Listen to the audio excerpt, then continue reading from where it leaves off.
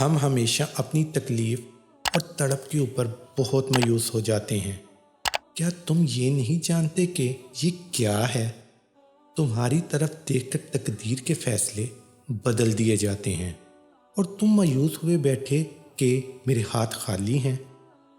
تمہارے پاس ایک جو دعا ہے، جب ناممکن حالات کے باوجود تم دعا کرنا نہیں چھوڑتے، جب تم اللہ پر یقین کامل رکھتے ہوئے دعائیں کرتے رہتے ہو، تو اللہ تمہارے لیے وسیلہ بنا دیتا ہے۔ چین وہی تو پاتا ہے جو صبر کرتا ہے۔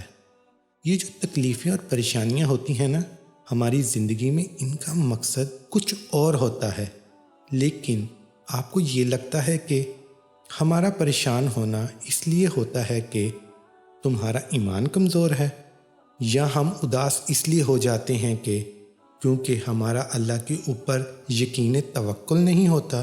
اگر ایسا ہوتا تو نبیوں کو خدا کبھی دکھ نہ دیتا، اگر دیتا بھی تو اللہ کے ولیوں کی آنکھ سے ایک آنسو نہ گرتا، مگر نہیں، وہ بھی روئے تھے، وہ بھی اداس ہوئے تھے۔ کوئی بیٹے کی جدائی میں رویا تھا، کوئی کربلا کے شہیدوں کو رویا تھا۔ اس کا مطلب یہ نہیں ہے کہ اداس ہو جانا ایمان کی کمزوری ہے، اور یہ امتحان اللہ تعالی ہماری اداسی کا نہیں لیتا بلکہ ہمارے توکل کا لیتا ہے۔ آج ہم کسی چیز کو لے کر اداس ہیں، کل کسی چیز پر خوش بھی ہوں گے۔ ہم انسانوں کا مزاج تبدیل ہوتا رہتا ہے، لیکن توکل، ایمان اور بھروسہ تبدیل نہیں ہوتا اگر مضبوط ہوں تو۔